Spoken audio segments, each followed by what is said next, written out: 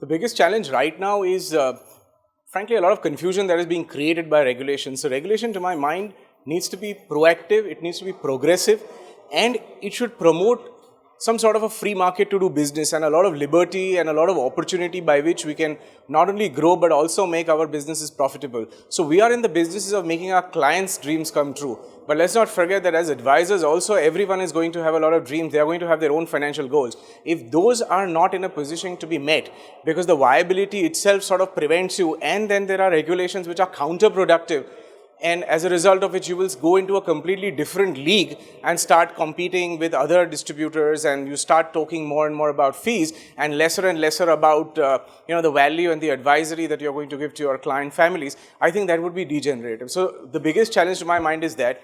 The second challenge, which I think is a situation where there is so much of anomaly in our financial landscape. So what happens is similar products get regulated by different regulators, and as a result of it, there's so much of disharmony and discord in the way pricing is done for products.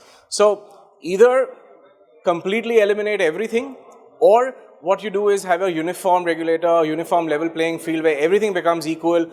If there are commissions, and all those commissions are eliminated, and suddenly you have a golden age of financial advisory, and that's how you move on from there. So all said and done, what are we doing? Of course, we are adapting ourselves in the best possible manner to try and comply to the greatest extent possible.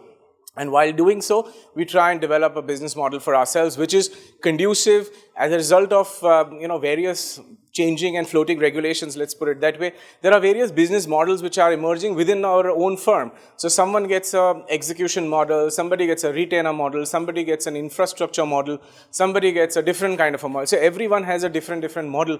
And of course, there is a little bit of pressure on bookkeeping and increasing the method and manner in which we are doing business.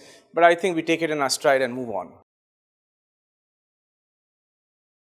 So in terms of technology, we've got technology at various points. It's not from now, but for a very long time that we've been technology heavy, so to say. We've been investing a lot.